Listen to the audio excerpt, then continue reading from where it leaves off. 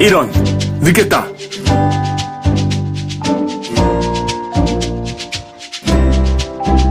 안녕하세요.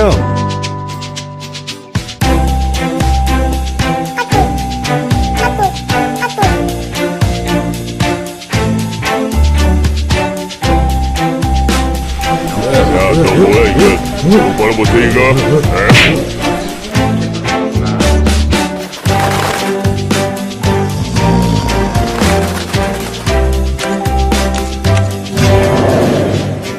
뭐야, 이건 얘네가 아니잖아!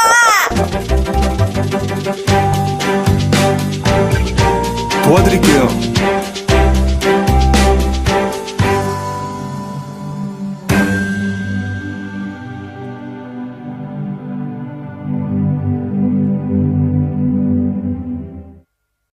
자, 우리 함께 마가복음 5장 21절부터 보겠습니다. 마가복음 5장 21절부터 23절까지 보겠습니다. 23절까지만, 마가복음 5장 21절부터 23절까지만 보겠습니다. 저와 여러분이 한 절씩 교독하지요. 23절은 같이 읽겠습니다. 예수께서 배를 타시고 다시 맞은편으로 건너가시니 큰 무리가 그에게로 모이거늘 이에 바닷가에 계시더니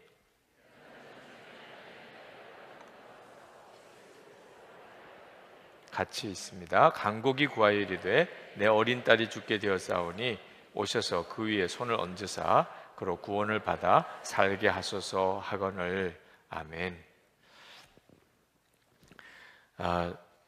김용희 선교사님이 이렇게 집회를 다니면서 여러 교회 교인들을 이렇게 보면 마치 인삼 장수가 인삼 보면 금방 몇 년 근인 것 알듯이 교인들을 보면 몇 년 정도 신앙생활 했는지 알 수 있겠더라, 그런 말씀을 하셨어요. 너무 사람이 밝고 감사가 넘치고 기뻐함이 있는 교인을 보면 한 1, 2년 되신 분, 예수 믿고 은혜 받은 지 1, 2년쯤 되신 분, 얼굴이 굉장히 굳어있고 주름도 많고 표정이 없고 이러신 분을 보면 한 7년쯤 되신 분, 예수 믿고 은혜 받은 지 한 7년쯤 되신 분, 이제 뭐 권사나 이제 안수 집사 정도쯤 되신 분, 얼굴이 굉장히 깜깜하고 새까맣고 그래 경직되고 이러신 분들을 보면 한 20년쯤 되신 분, 거의 한 장로님 정도 수준이신 분, 이런 분들이더라, 뭐 이런 말씀을 하셨는데, 그만큼 우리 한국 교회가 예수를 믿은 지 오래되신 분일수록 감격이 없고 은혜가 없고 얼굴이 더 굳어있고 경직되어 있는 이런 현상에 대하여 안타까운 이야기를 하신 거죠. 참 말이 안 되는 일이잖아요, 그죠? 예수님을 처음 믿은 사람이 더 기쁘고 충만하고 예수를 믿은 지 오래될수록 더 사람이 굳어지고 메말라지고 경직되는 것은 복음이 문제가 있든지 믿음이 문제가 있든지 뭔가 문제가 있는 거잖아요. 근데 복음이 문제일 수는 없지요. 복음이 문제일 수는 없지요. 그럼 믿음의 문제가 있는 겁니다. 우리가 금요 성령 집회 때마다 우리가 믿음의 실험을 하시자, 진짜 믿음으로 살아보는 삶을 우리 금요일 성령 집회를 계기로 해서 매주 한번 새롭게 시도해 보자고 권해드리는 이유는 복음을 정상적으로 살아내는 성도가 되자는 거죠. 그래서 예수를 믿은 지 연한이 깊어지면 깊어질수록 더 충만함과 기쁨이 넘치는 삶을 살아보자는 거죠. 대단히 중요한 문제예요. 여러분이 예수 믿은 지 해를 거듭할수록 은혜 충만 이게 사라져 간다면 그런 분들이 꽤 많습니다. 실제로 처음 예수 믿을 때가 더 충만했어요.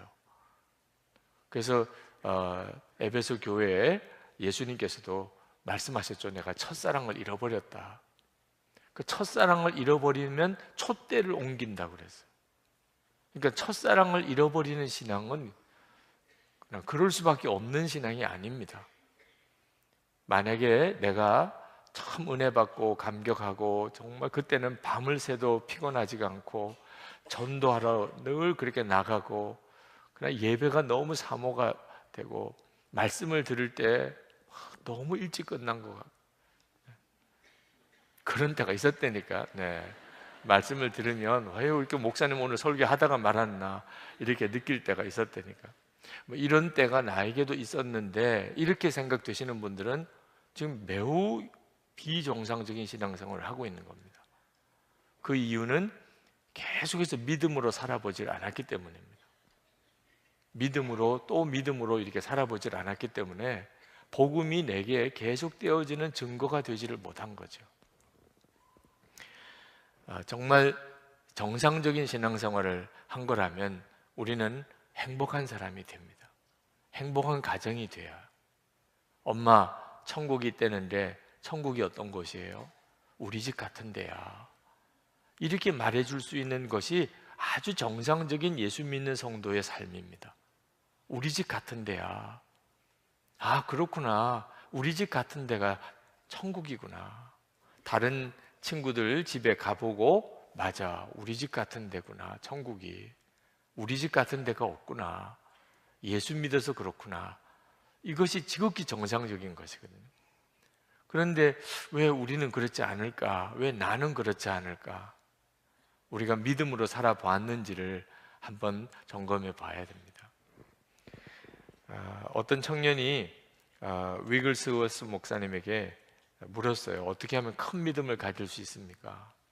그때 위글스워스 목사님이 세 가지 조건이 있어야 된다. 하나는 말씀을 열심히 보아야 되는 것, 또 하나는 기도를 열심히 해야 되는 것, 그리고 또 하나가 믿음을 실제로 삶 속에서 적용해 봐야 된다. 그 세 가지를 말씀하셨어요. 그 위글스워스 목사님은 대단한 성령의 능력으로 사역했던 목사님이신데, 그 목사님의 생애를 가만히 살펴보면 계속해서 믿음을 쓰시는 삶을 살았습니다. 그러므로 여러분, 정말 이 금요 성령 집회에 참석하시면서 한 주간 동안 여러분에게는 매우 중요하고도 흥미로운 삶을 살아가셔야 돼요. 그것은 믿음으로 계속 살아보는 겁니다. 오늘 우리 유승현 집사님 이제 믿음으로 살게 됐다는 간증입니다. 근데 어떻게 보면 좀 대책이 없는 삶을 사시는 거죠. 네. 무슨 생활비도 있어야 되고 학비도 있어야 공부도 하고 하잖아요, 그죠? 그런데 다니는 직장도 그만둬야 될 지금 처지에 왔습니다. 그러나 믿음으로 나가기로 결단했다. 거기까지 오늘 간증입니다. 네.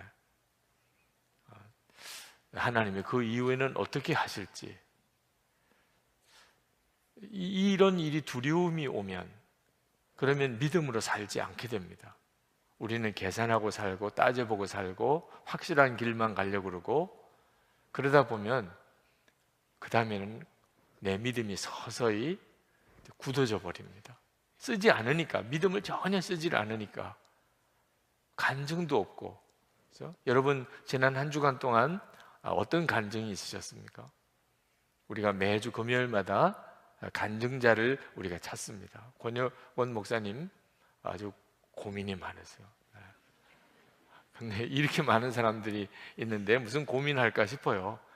근데 권혁원 목사님이 간증자를 찾는 일이 제가 간증자를 한 분씩 이렇게 세우겠다고 했을 때는 한 분만 세우겠다는 뜻이었거든요. 한 분만. 두 분, 세 분 하면 설교 시간에 지장이 있으니까 한 분만. 간증자가 많이 나오겠는데 한 분만 세우겠다. 근데 권영원 목사님은 한 사람 찾기가 힘이 드신 것 같아요. 혹시 여러분 간증이 있으신 분들은 너무 참지 말고 권영원 목사님에게 알려주세요. 네. 간증이 없으신 분들은 참 그것 자체도 놀라운 간증이라고 할 수 있죠. 네. 네. 예수님과 동행하는 한 주간 동안 살았는데 아무런 간증이 없다는 이 엄청난 간증거리를 하세요. 네. 그것도 정말 기적이죠. 네. 그러니까 그거라도 간증하세요. 전 지난 주간에 아무런 간증이 없는 놀라운 일을 한 주간 경험했습니다. 믿음으로 안 살아보니까 그런 거죠.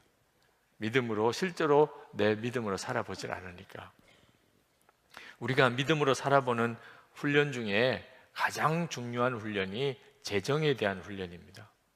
하여튼 믿음으로 사는 것에 대해서 가장 실제적인 훈련이 되는 거죠. 돈에 대한 훈련.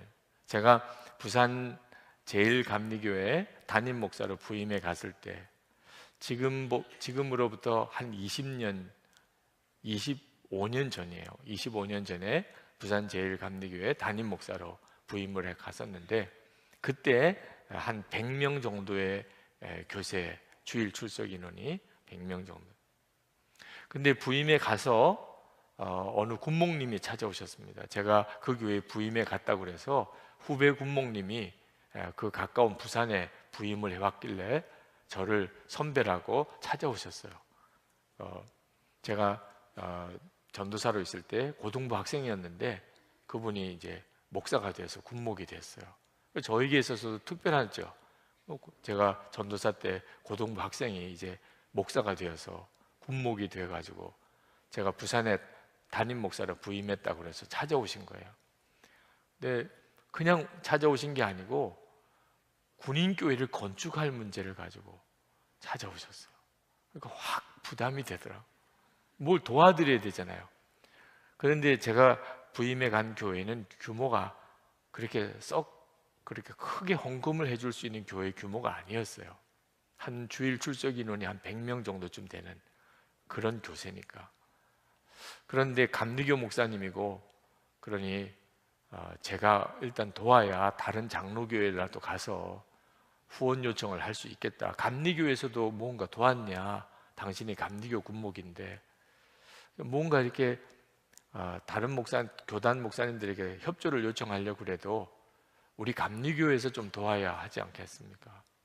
그래서 외면할 수가 없어서 장로님들하고 의논을 했어요. 이런 경우에 우리가 좀 도우면 좋겠다. 건축 헌금을. 그랬더니 장로님들이 뭐 도우시죠. 그래서 어느 정도쯤 우리가 도울 수 있습니까? 그랬더니 늘 우리는 한 10만 원 정도 도왔다는 거예요. 이렇게 어디 건축 헌금을 도와달라고 했으면 그동안 도운 적도 있는데 한 10만 원 정도를 도왔다는 거예요. 제가 아무리 계산이 안 돼도 10만 원을 도우면서 건축 헌금을 도왔다고 하기는 참 어렵겠더라고요. 그래서 그것 가지고는 건축 헌금이라고 선뜻 돕기가 그렇지 않습니까? 그럼 목사님은 어느 정도 도우면 좋겠냐고 그러시더라고요. 제가 생각하기에는 그래도 한 100만 원 정도는 도와야 되지 않겠느냐. 그랬더니 장로님들이 우리는 그렇게 도와본 적이 없다는 거예요. 어느 어려운 교회나 어떤 선교사님들이나 100만 원을 도와본 적이 없다. 그냥 도우면 한 10만 원, 많이 도우면 한 20만 원 그렇게 도왔다. 그러니까 참 마음에 난감해요. 그래서 고민을 하다가 그러면 10만 원을 도울 수는 없으니 주일에 한번 특별 헌금을 한번 하면 어떻겠습니까? 그랬더니 장로님들께서 그러나 선선히 그러면 그렇게 목사님 뜻이 그러시다면 그렇게 하시라고. 그리고 이렇게 제가 그동안 주일 헌금한 걸 가만 보니까 주일 헌금이 주로 한 10만 원쯤 나왔어요. 11조나 감사헌금이나 빼고 그냥 주일 헌금으로 된 게. 그러니까 장로님들도 크게 부담 안 가지고 그 돈이 그 돈일 테니까 그렇게 한번 하시라고 그렇게 한 거예요. 근데 맥주 감사 주일이 바로 눈앞에 왔는데 맥주 감사 주일을 하고 헌금을 하면 조금이라도 더 적게 나올까 봐 맥주 감사 주일 전주에 그럼 헌금을 하자. 그래서 군목님 오시라고 그랬어요. 그래서 군인교회 건축에 대한 설명도 좀 드리고 호소도 좀 하시라. 군목님이 호소하는 데 따라서 헌금이 나올 테니까 군목님 제가 예배 때 말씀할 기회는 드릴 테니까 그 다음에는 목사님이 알아서 하세요. 그래서 군목님이 나오셔서 설명을 했습니다. 이런 군인교회가 지어지고 있는데 감리교회 군목인데 헌금을 좀 부탁합니다. 그래서 그 다음 주일에 이제 주일에 따로 군인교회 건축 헌금을 했는데 부활 맥주 감사절 전주죠. 근데 헌금이 280만 원이 나왔어요.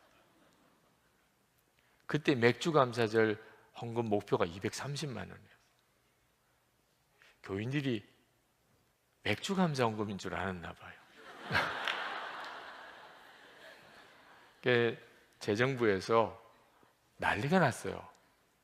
교인들이 이게 착각했나 봐. 맥주감사 헌금을 한 주 먼저 당겨서 했나 봐요. 그러면서 저에게 와서 큰일 났다고 오셨어요. 큰일 났다고. 그래서 무슨 큰일이 났냐고 그랬더니 헌금이 너무 많이 나왔다는 겁니다. 그래서 100만 원만, 목사님이 100만 원 드리자고 그랬으니까 100만 원만 드리고 180만 원은 맥주감사 헌금으로 하는 게 어떻겠느냐고 의논을 하셨다는 거예요. 무슨 말씀 하시느냐, 이거는 다 교우들이 그 군인교회 건축헌금으로 한 건데 이걸 어떻게 나누시냐고. 그래서 장로님들이 100만 원 그냥 헌금할 걸 괜히 주일에 헌금하자고 그래가지고 이렇게 교회 재정에 어려움이 생겼다구나 끌탕을 하세요. 그래서 하여튼 빨리 받아가시라고 군목님 오시라고 그래서 그 헌금을 드렸어요. 그리고 그 다음 맥주감사 주일인데 장로님들이 뭐 한 걱정을 하셨는데 맥주감사 헌금이 300여만 원이 나왔습니다. 그때 저도 그랬고 저희가 다니받은 그 교회도 믿음을 써본 첫 번째 경험을 했었던 것 같아요. 네. 하나님이 원하는 대로 한번 해보자. 주님이 기뻐하는 대로 한번 해보자. 그래서 갑자기 다들 이게 뭐야? 이렇게도 할 수 있네. 우리도 이렇게 크게 도울 수도 있고 또 믿음으로 나갔더니 하나님이 또 우리의 재정도 이렇게 채워주시는구나. 그래서 분위기가 굉장히 좋아졌어요. 그렇게 하고 이제 몇 년이 지나서 교회 교세도 조금씩 이제 커졌지만 몇 년이 지나 지방에 어느 미자립 교회를 하나 돕게 됐습니다. 근데 감리사님이 여자 감리사님이셨는데 우리가 다른 교회들이 연합해서 미자립 교회를 하나씩 자립을 시킵시다. 근데 자립의 방향이 이제 새 들어 있는 교회를 자기 건물로 만들어 주잖아요. 그러면 이제 월세나 이런 게 없이 헌금은 다 교회 살림에 쓰게 되니까. 그래서 이제 한 교회를 택했어요. 근데 이 교회를 자립을 시키려면 한 5천만 원 정도쯤 그 세를 완전히 다 부담을 해줘야 합니다. 그런데 그 정도쯤 도우려면 지방에 있는 교회들이 헌금을 굉장히 많이 해야 돼요. 지금으로 따지면 그때 당시에 그 헌금을 제가 담임하던 교회가 그래도 제일 큰 교회였어요.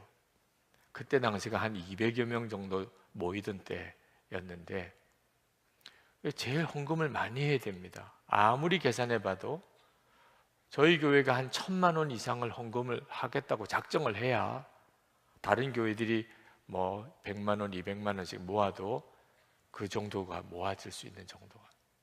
근데 한 200명 교세에 1,000만 원이면 요즘으로 한 25년 이제 지나서 우리 교회 지금 자정으로 보면 한 2억 정도의 헌금을 해줘야 된다는 뜻이에요. 굉장한 부담이죠, 지금. 교인들이 특별 헌금을 해야 되는 겁니다. 처음에는 저는 교인들에게 그런 부담을 줄 수가 없고 또 그런 헌금을 할 수도 없어서 이제 감리사님에게 현실적으로 어렵습니다. 그랬더니 그 감리사님께서 하시는 이야기가 마음이 문제지요. 그러시더라고요. 그 말씀이 딱 마음에 꽂혔어요. 그래, 이게 힘들다 어렵다고 자꾸 생각하니까 안 되는 거지. 한번 해보자 이런 마음을 왜 못 갖는가. 그게 주님의 음성처럼 들렸어요. 그래서 돌아와서 장로님들과 의논하면서 이제 그런 이야기를 나눴습니다. 우리 교회가 그래도 명색이 우리 지방에서는 제일 큰 교회라고 하는데 이런 사정으로 좋은 일을 하자고 하나님이 마음을 주셨고 우리 교회가 이렇게 하려면 한 1,000만 원 이상은 우리가 헌금을 하고 다른 교회들 협조를 구해야 될 형편입니다. 장로님들이 믿음이 많이 자라셨어요. 그렇게 하시자고 하셨어요. 그래서 이제 교인들에게 그 일을 취지에 대해서 광고를 하고 그리고 여러분들이 마음에 하나님이 감동을 주시는 분들은 헌금을 해 주십시오. 그런데 1,000만 원이 훌쩍 넘었어요. 그래서 그 헌금을 우리가 작정해서 내면서 다른 지방에 있는 교회들도 마음이 움직이셔서 이제 그 교회가 한 교회가 자립이 되게 되는 일이 있었어요. 믿음은 커져요. 믿음을 자꾸 쓰게 되면요, 그 다음에는 믿음이 굉장히 커지게 됩니다. 제가 선한목자교회에 와서 하나님이 저를 그때부터 재정 문제에 대한 믿음을 사용하는 훈련을 계속 시키셨구나 하는 것을 느꼈어요. 선한목자교회에 와서 건축을 다 하고, 그리고는 빚이 한 240억 남았습니다. 그때 당시에 교회 교세가 한 1,000여 명 정도 교세. 그 빚의 240억은 엄청난 돈이었어요. 믿음으로는 예배당을 완공을 했지만 현실적인 문제는 부도 위기에 몰렸어요. 그게 2006년입니다. 2006년 10월에 부도가 날 지경이 됐습니다. 제가 미국에 부흥회를 갔었을 때 그때 그 교회에서 받던 그 압박감을 한 주간 정도 잊어버렸어요. 여러분, 매주마다 한 4천만 원 정도 이자를 지불해야 됩니다. 그 한 1,000명 정도 되는 교인이 매주마다 그 정도의 재정을 이자로 갚아내야 돼요. 그리고 이 예배당 건물이 크니까 관리비가 또 엄청나게 들어요. 또 뭐 방송 기사, 우리 보일러 기사, 교회 직원들도 엄청나게 늘었어요. 예배당 커서 꼭 좋은 것만은 아니더라고요. 그런데다가 그 주일 출석 교인들이 이 큰 예배당을 채우지도 못해요.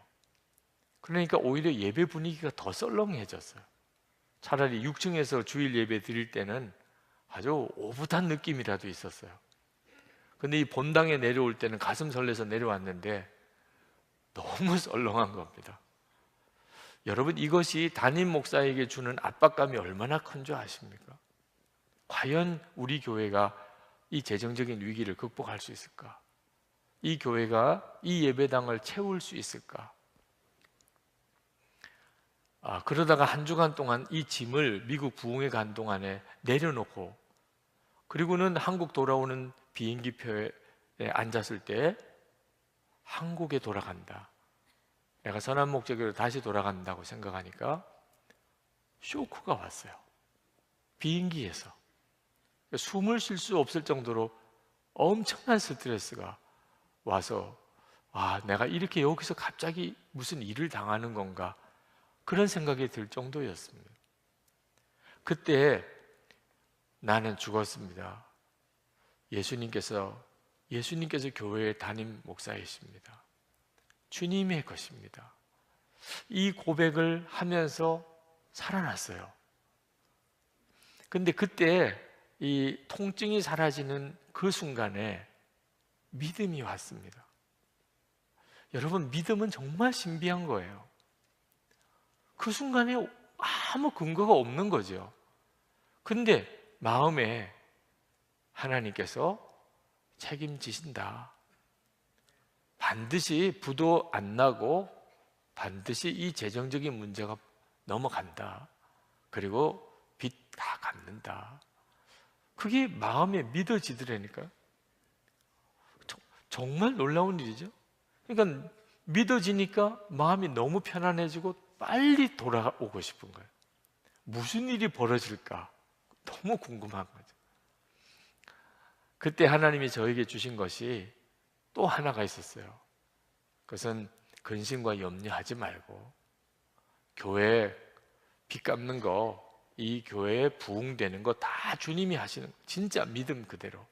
나는 죽었고 예수님께서 내 생명이시고 주인이시니까, 선한목자교회 담임 목사는 예수님이시니까, 그러니까 사랑만 하라. 사랑만. 너가 할 일은 사랑만 하는 거야. 그건 저에게 엄청난 정말 체험이고 간증이었거든요. 그리고 돌아와서 정말 이해가 안 되는 특별 헌금들이 있었어요. 저는 선한목자교회에 와서 한 1억 정도쯤의 헌금을 성도가 하시는 경우, 우리 교회가 교인이 많으니까 그러니까 뭐 한 10억이나 20억 헌금하시는 분들 많겠죠? 없어요. 신기할 정도로.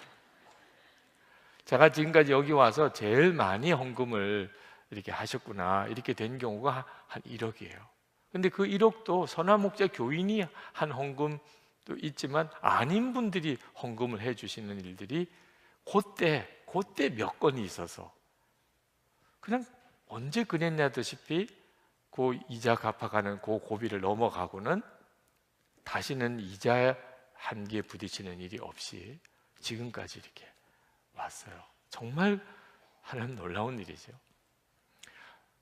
여러분, 믿음은 계속 바뀝니다. 그래서 믿음의 그릇이 커져요. 사람이. 여러분들에게도 똑같습니다. 여러분이 정말 믿음으로 사는 삶을 시작해 보셔야 돼요. 그리고 늦었다고 할 거 없이 여러분의 모든 삶 속에서 이것이 주님이 기뻐하시는 일인가? 이것이 주님이 원하시는 일인가? 그러면 그 다음에는 믿음으로 나가보는 겁니다. 그러면 실패도 올 거예요. 괜히 했다 이런 때가, 괜히 믿음으로 산다고 그래가지고 고생도 하고 이런 때도 옵니다. 항상 실험은 그런 과정을 거쳐요. 근데 이런 과정을 거친 사람만이 이제 진짜 믿음의 축복을 누리고 살게 됩니다. 그 믿음의 실험을 하는 것을 두려워해서 믿음의 실패를 혹시 할까봐, 잘못 괜히 믿음으로 산다 이래가지고 고생할까봐 항상 안전하게 늘 확인되는 대로만 이렇게 살아본 사람은 예수 믿은 지 연한이 길어져도 믿음은 항상 그 작은 믿음으로 살아요. 그러니까 오히려 이제 연한이 깊어질수록 얼굴이 더 어둡습니다. 믿음으로 살아본 기쁨이 없어요. 믿음이 같이 자라질 않았기 때문에. 오늘 우리가 읽은 마가복음 5장 21절에서 본문의 43절까지인데 여기에 보면 여러 형태의 믿음이 나옵니다. 이 본문 속에. 자, 오늘 그 본문을 같이 읽으시면서 여러분의 믿음의 현주소를 한번 찾아보시고 하나님이 여러분에게 어떤 믿음으로 여러분을 이끌어 가실지도 한번 예측해 보세요. 하나님이 나를 이런 믿음에서 이런 믿음으로 나가게 하시겠구나. 그래서 여러분들이 이제 어떤 일을 겪을 때 여러분에게 이제 감이 옵니다. 이런 일이 있을 거라고 그랬구나. 그러면 여러분이 믿음으로 반응하는 것에 대해서 쉬워지게 돼요. 한번 봅시다. 첫 번째는 예수님에게 간절히 기도하는 믿음입니다. 그 야이로라고 하는 회당장이 있었는데 이 회당장이 딸이 있었는데 죽을 병에 걸렸어요. 이 야이로가 그 딸이 죽어가는 형편에서 그 아버지의 심정이 얼마나 안타깝겠어요. 근데 예수님에 대해서 들었어요. 예수님이 병든 자를 고치시는 하나님의 아들이다. 이런 소문을 들었습니다. 근데 이 예수님이 그 야이로가 있는 그 마을에 오신 거예요. 그러니까 이 야이로가 회당장인데 그때 당시에 예수님에 대해서는 논란이 많았습니다. 근데 야이로의 마음에 딸을 살릴 수만 있다면, 그리고 예수님이면 할 수 있다고 하는 믿음이 생겨서 예수님에게로 달려가서 예수님 앞에 무릎을 꿇고 예수님에게 간절히 딸을 고쳐달라고, 그리고 우리 집에 오셔서 내 딸에게 안수하여 내 딸을 구원받아 살게 해주소서, 그런 요청을 합니다. 자, 여러분, 우리가 하나님의 역사를 경험하는 믿음에는 이 야이로가 하는 것과 같은 이런 믿음이 있어요. 예수님에게 간절히 매달리는 믿음입니다. 오늘 이 시간에 여러분이 성령 집회에 오신 분들 중에 바로 이 야이로의 믿음을 가지고 오신 분들이 많으실 겁니다. 어떻든지 하나님 앞에 내가 가야 될 것, 기도해야 되겠다, 한번 오늘도 또 주님 앞에 부르짖어야 되겠다, 이런 마음을 가지고 오신 분, 이게 다 믿음입니다. 왜냐하면 어려운 일이 생겨도 기도할 마음이 없는 분들도 많거든요. 누구나 다 야이로와 같이 하는 건 아닙니다. 예수님에게 달려가서 무릎 꿇고 간절히 매달리는 이 일이 사실 어떤 사람들에게는 전혀 마음이 일어나지 않아요. 그러나 이렇게 예수님에게 간절히 매달리는 믿음이 큰 믿음은 아닙니다.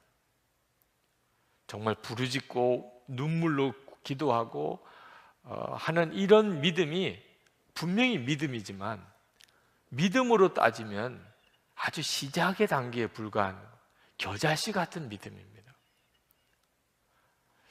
여러분, 야이로가 예수님에게 뭐라고 그랬냐면 오셔서 내 딸에게 손을 얹으사 안수해서 그렇게 기도를 해달라. 그러니까 야이로는 예수님께서 그냥 내 딸을 말씀으로만 고치는 이런 믿음은 없었어요. 하여튼 오셔야 되는 거예요. 내 딸에게 손을 얹어 주셔야 되는 거예요. 그러면 뭔가 역사가 일어날 것 같아. 이런 믿음인 거죠. 그러니까 사실 우리 주님이 보시기에는 너무 형편없이 작은 믿음입니다. 백부장의 믿음 이야기를 알잖아요. 그죠? 그건 로마 사람이었어요.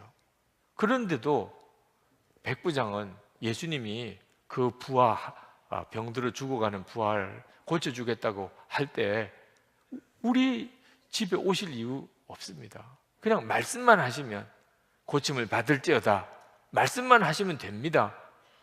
로마 백부장도 이런 믿음을 가지고 있었는데 회당장, 하나님을 믿는 야이로가 꼭 오셔서 그리고 내 딸에게 안수해 주시면 그러면 낫겠다고 했으니 사실은 형편없는 믿음이죠. 그런데도 예수님이 타박하지 않으시고 야단치지 않으시고 믿음이 적다 하지 않으시고 그래 가자, 그래 가자. 왜냐하면 그 믿음도 어떤 사람에게는 귀한 믿음이니까. 여러분들이 안수 받으실 때도 가만히 보면 그런 모습이 그대로 드러나요. 주님을 정말 믿으면 그러면 뭐 어느 분에게 안수 받는 게 그렇게 중요하지 않은데 아무래도 신통하게 보이는 목사님이 저 목사님은 능력이 있어 보여, 저 목사님은 키도 크잖아, 저 목사님은 손도 두툼하대, 뭐 하여튼 별 이유 가지고 이 능력이 있어 보이는 거. 어느 목사님이 예수님이 고쳐주신다고 생각하지 못하고 자꾸 어느 목사님을 바라보는 뭔가 능력이 있어 보이고 야이로가 가진 믿음이죠. 그런 수준의 믿음이라도 그래도 하나님 앞에 나와서 기도 받으려고 그러고 하는 것은 분명한 믿음은 믿음이죠. 두 번째 믿음이 있어요. 그것은 절망하지 않는 믿음입니다. 예수님께서 야이로의 집으로 가시는 중에 한 사건이 일어납니다. 그 혈루병 앓던 여인이 있었는데 이 여인은 완전히 절망 중에 있었던 여인이에요.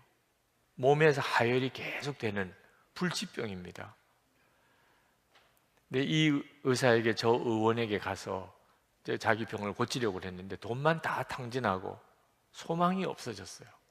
이제는 정말 죽을 날만 기다리는 그런 여인인데 예수님이 지나가신다. 그러니까 이 여인이 감히 예수님 앞에 나가서 기도해달라고도 못해요. 왜? 부정한 몸을 가지고 있다고 자기가 스스로 생각했기 때문에. 그 시대의 율법으로는 이런 여인은 부정한 여인이거든요. 그러니까 예수님 앞에 감히 나가서 나를 고쳐달라고도 못하고 예수님의 지나가는 길에 옷자락에 손만 잠깐 대도 내가 고침을 받을 것이라, 이런 믿음이 생긴 거예요. 야이로의 믿음보다 훨씬 낫죠. 야이로는 와서 내 딸에게 안수해 주시면 나을 거라고 생각해요. 근데 이 여인은 예수님이 나를 몰라도 내가 예수님 지나가는 길에 막 사람들 앞에 휩쓸려서 이렇게 지나갈 때 주님의 옷에 손만 잠깐 내가 대도 내가 고침을 받을 거라, 이런 마음으로 예수님 뒤로 가서 예수님의 옷자락에 손을 댔어요. 그때 역사가 일어난 겁니다. 예수님이 느꼈어요. 막 사람들이 다 예수님을 에워싸서 예수님의 몸에 손댄 사람이 한두 사람이 아니지만 능력이 나가는 것을 느꼈어요. 뭔가 사건이 일어났어요. 그래서 예수님이 가다가 돌아봅니다. 자, 그때 야이로는요 얼마나 그 예수님이 야속했을까요? 지금 딸이 막 죽어가고 있어요. 지금 계속 빨리 달려가도 우리 딸이 죽기 전에 주님이 도착할까 말까인데 돌아서기는 왜 돌아서냐 말. 그리고 예수님께서 누가 나에게 손을 댄 자가 있다. 아니, 지금 한두 사람이 예수님에게 손대고 있는 게 아닌데 누가 내게 손을 댄 사람이 있다. 그러니까는 한 여자가 막 부들부들 떨면서 뭐 난리도 아니에요. 그리고 사람들이 주목해서 보고 예수님께서 그 여인을 주목해서 그 형편을 물으니까 자기가 이제 혈루병 앓던 그런 여인인데 주님의 손에 손을 대고 나을 줄을 믿었다. 그런데 지금 자기의 병이 고침을 받은 거예요. 이런 기적이 그 사이에 벌어졌어요. 야이로는 이 과정이 정말 난감했어요. 근데 아니나 다를까 소식이 들려와요. 이 35절부터 40절 같이 우리 교독하겠습니다. 35절부터 40절. 아직 예수께서 말씀하실 때 회당장의 집에서 사람들이 와서 회당장에게 이르되 당신의 딸이 죽었나이다. 어찌하여 선생을 더욱 괴롭게 하나이까?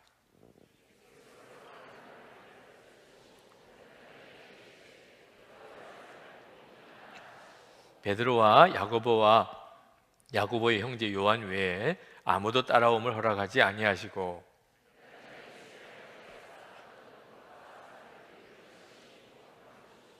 들어가서 그들에게 이르시되 너희가 어찌하여 떠들며 우느냐? 이 아이가 죽은 것이 아니라 잔다 하시니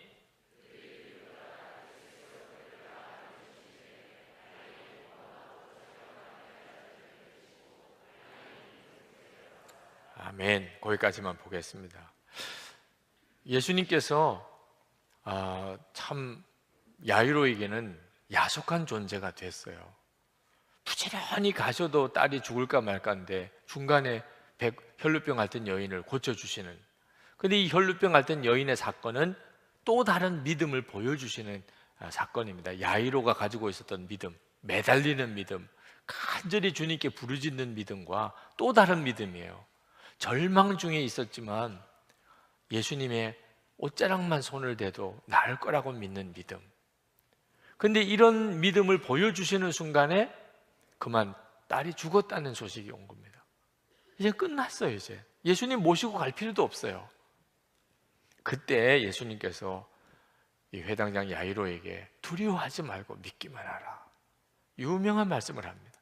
두려워하지 말고 믿기만 하라.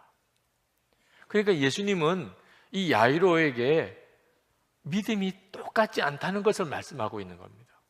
주님께 막 매달리는 것도 믿음이지만 그 믿음은 사실 아주 작은 믿음이에요. 끝났어요. 딸이 죽었어요. 그래도 주님은 믿기만 해. 두려워하지 말고. 여러분, 우리가 믿음으로 살아보면 믿음이 달라지는 것을 경험합니다. 처음에는 정말 매달리고 부르짖는 이런 믿음밖에 없었다가 그 다음에는 절망적인 상황이 왔을 때 내 믿음이 달라져요. 절망이고 다 끝난 것 같은데도 여전히 믿어요. 이런 믿음이 있어요. 어느 목사님께서 소록도에 가셔서 거기에 환우들을 이제 만나서 예배를 드리고 그리고 기도를 해달라고 안수기도 받으려고 나오는데 그 소록도의 나환자들을 안수하는데 앞도 못 보죠. 코도 없고 입술도 이렇게 다 벌어지고 손, 발도 다 이게 그냥 몽당손처럼 되어 있는 이런 분들이 기도를 받으러 이렇게 나오는데 그분들 머리에 손을 얹었는데 기도가 안 되는 거예요. 그냥 눈물밖에 안 나오는 거예요. 그 나 환자들을 머리에 손을 얹었는데 부끄러움 때문에. 그분들이 감사하다고 하나님의 은혜를 감사하는 그 고백을 들으면서 자기는 지금까지 한 번도 감사라고는 해본 적이 없는 사람 같은 느낌을 받았어요. 이분들의 형편과 비교하면 목사님 자신의 형편은 너무 좋은 거예요. 그런데도 목회가 힘들다, 뭐가 마음에 안 든다, 뭐가 응답이 안 된다, 하나님은 나에게 이렇게 안 해주신다, 이런 마음을 가지고 살았던 자기가 자기보다 훨씬 믿음이 좋은 이 나환자들에게 무슨 기도를 해줄 수 있겠냐, 그런 마음 때문에 기도도 못하고 울기만 하셨어요. 내가 정말 감사가 없는 사람이었구나. 그러면서 그냥 그 소록도에 있는 그 환우들을 돌아보면서 내내 그 사모님하고 우시기만 하셨던, 그리고 그 소록도에서 이제 떠나야 되는 시간에 그 소록도에서 목회하시는 전도사님이 하시는 이야기가 하나 있는데, 일행이 꼭 가봐야 될 섬이 하나 있다는 겁니다. 그 무슨 섬이냐 그랬더니 찌라도라는 섬이라는 거예요. 그런 섬이 있냐? 소록도 옆에 찌라도라는 섬이 있냐? 있다는 거예요. 그러면서 성경을 읽는데 하박국서 3장 17절 18절, 비록 무화과 나무가 무성치 못하며 포도나무 열매가 없으며 감람나무에 소출이 없으며 밭에 식물이 없으며 우리의 양이 없으며 외양간에 소가 없을지라도 나는 여호와를 인하여 즐거워하며 나의 구원의 하나님을 인하여 기뻐하리로다. 그 찌라도를 가야 된다는, 아무것도 없을지라도 그래도 나는 여호와를 인하여 즐거워하며 감사하며 찬양하는, 여러분들이 꼭 가봐야 될 섬이라고.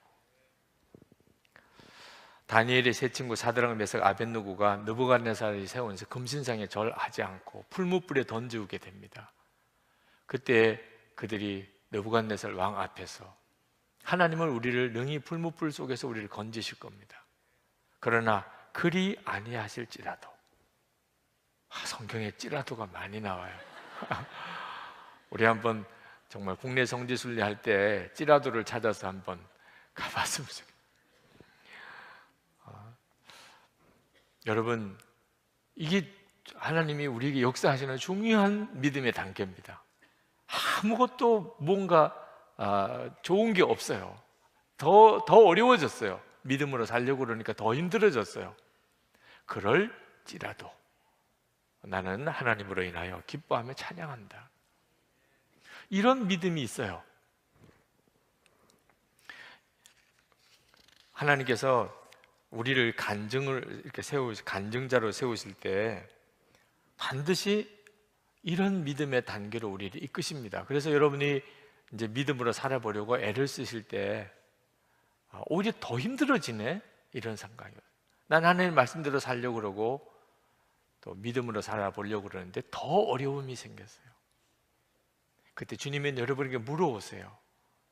너는 어떻게 할 거냐? 마치 야이로가 예수님을 모시고 집으로 막 가는 도중에 예수님이 혈루병 앓던 여인을 고침으로 인해서 지체되고 그때 딸이 죽었다는 소식이 왔어요. 그때 절망해버립니다. 사실 그때 주님은 두려워하지 마라, 믿기만 하라.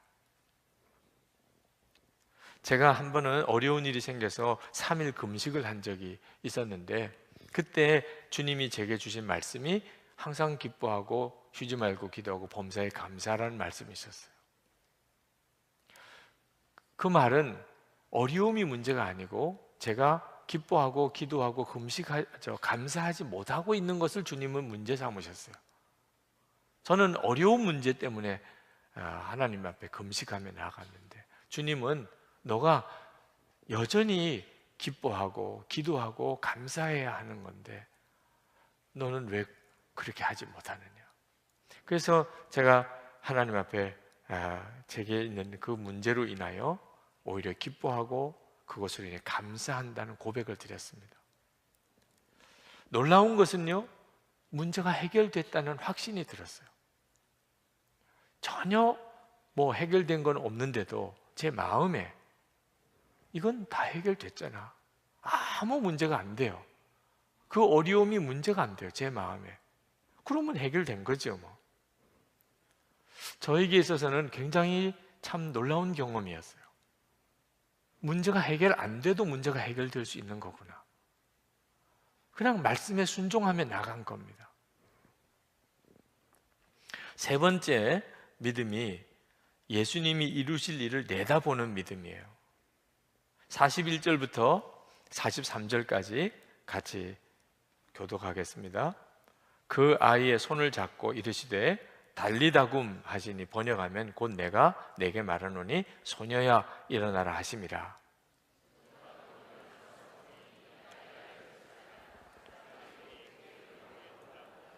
다 같이 예수께서 이 일을 아무도 알지 못하게 하라고 그들을 많이 경계하시고 이에 소녀에게 먹을 것을 주라 하시니라. 아멘. 자, 이미 죽은 아이입니다. 근데 예수님이 가셔서 그 아이에게 하나님 이 아이를 살려주세요 이렇게 기도한 것도 아닙니다. 그냥 달리다굼 소녀야 일어나라 라고 말씀하셨어요. 그리고 그 아이가 다시 살아났다는 거예요. 그러니까 예수님은 이 아이가 다시 살아날 걸 다 보고 계셨어요. 이 지금 눈에 있는 아이는 죽은 아이예요. 그런데 주님은 이 아이가 살아날 것을 이미 다 보고 계셨어요. 그래서 주님은 살려달라고 기도한 게 아니고 일어나라라고 말씀하십니다.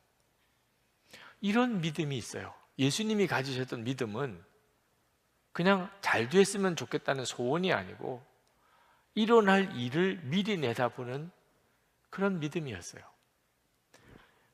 여러분, 우리가 예수님을 계속 바라보면 주님이 우리에게도 똑같이 하세요. 믿음은 먼저 내다보는 놀라운 능력입니다. 주님이 행하시는 것이. 그래서 베드로가 나면서 걷지 못하던 그 사람을 일으킬 때도 하나님 이 사람을 일어나서 걷게 해주세요 이렇게 하지 않고 나사렛 예수 그리스도 이름으로 명하노니 일어나 걸으라 이렇게 한 거예요. 기도를 한 게 아니고 선포를 했어요. 그것은 베드로가 주님이 그를 일으킬 것이 환히 보이니까 그러니까 그냥 선포한 거예요.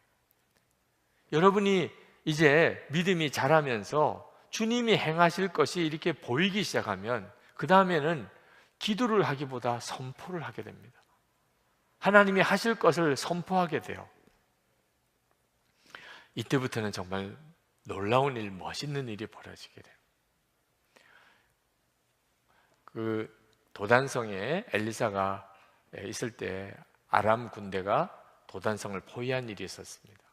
아침에 엘리사의 종이 그 아람 군대가 성을 포위하고 있는 걸 보고 깜짝 놀랐습니다.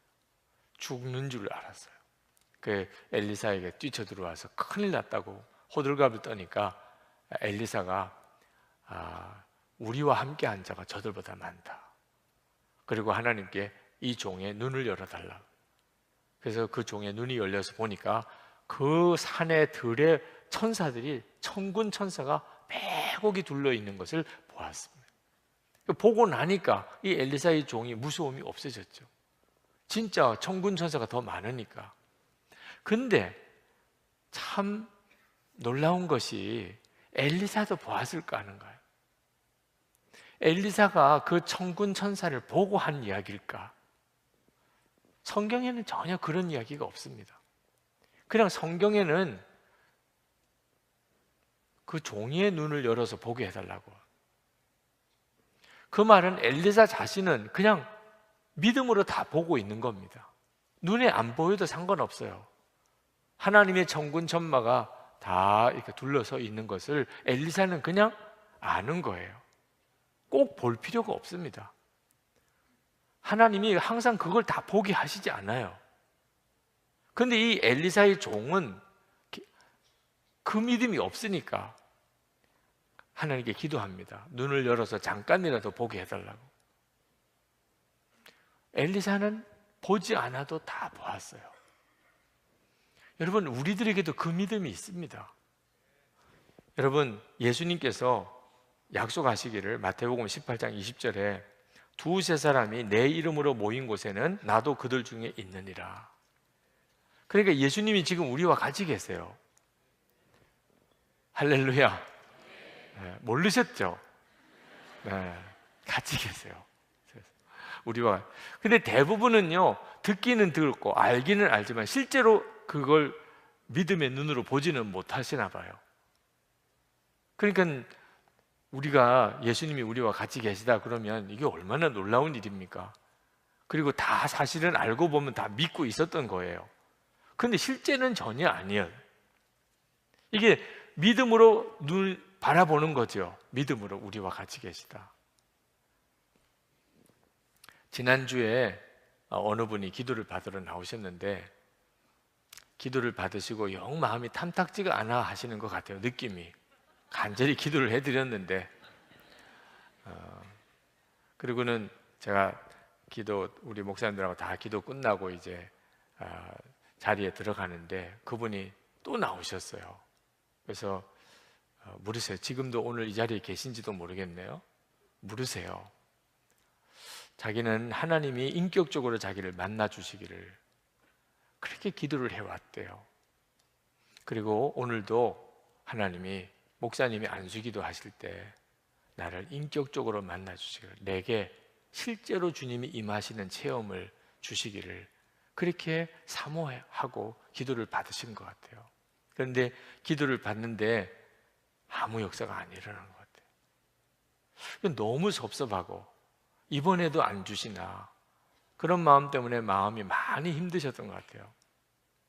나에게는 허락하지 않으시나 그렇게 주님을 인격적으로 만나라고 그러고 주님을 실제로 체험하라고 그러고 주님을 바라보라고 그러는데 뭘 나에게 주님이 임하셨어야 뭘 바라보지요. 뭐 이런 마음이셨던 것 같아요. 그래서 굉장히 마음이 상하기도 하고 답답하기도 하셔서 이제 상담을 잠깐 하러 나오신 거예요. 제가 그 성도님을 보면서 정말 그 성도님 안에 주님이 놀랍게 역사하시는 것이 느껴지더라고요, 저는.